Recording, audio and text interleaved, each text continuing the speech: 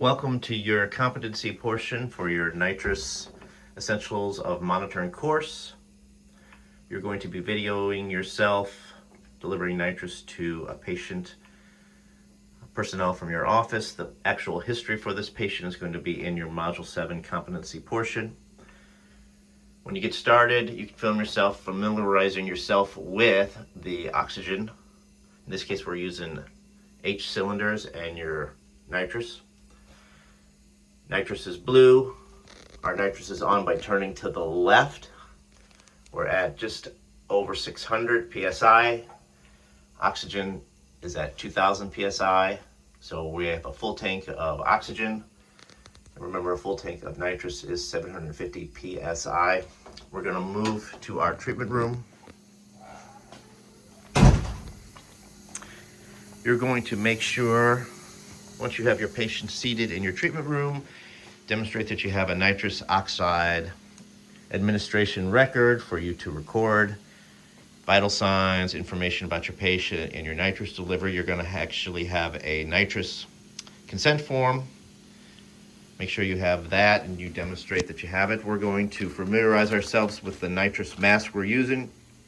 You'll show that in the video. We're using the Nitrous Porter Silhouette.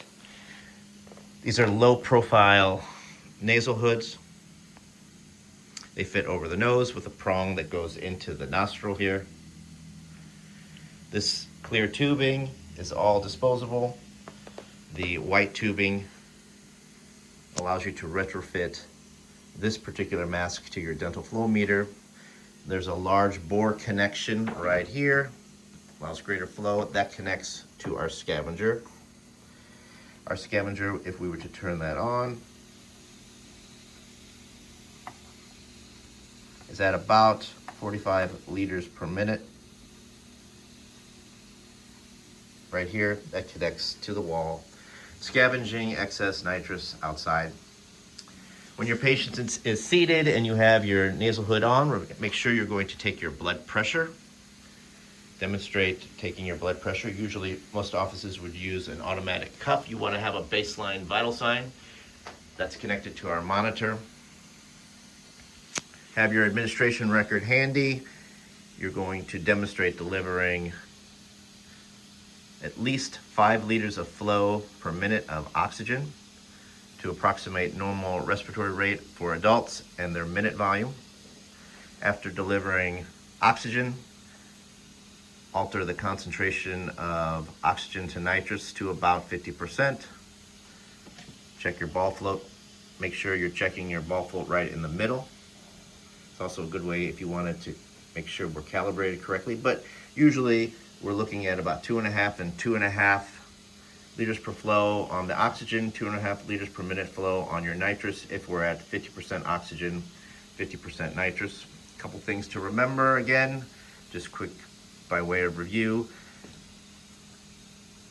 As a fail-safe, we're unable to deliver any less than 30% oxygen.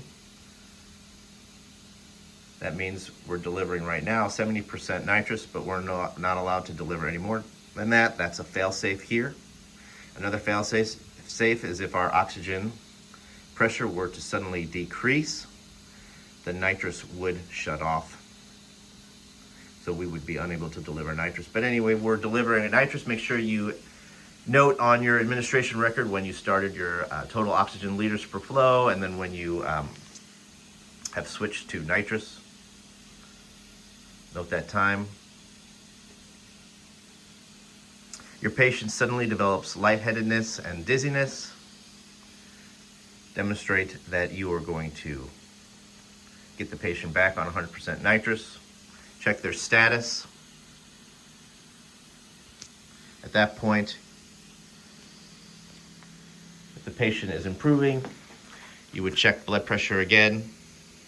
Make sure at the end of any nitrous procedure that you're delivering 5 liters of flow per minute of oxygen for at least 3 to 5 minutes, not only to flush out any nitrous from the patient, but to flush out nitrous from your system, which is good for the environment.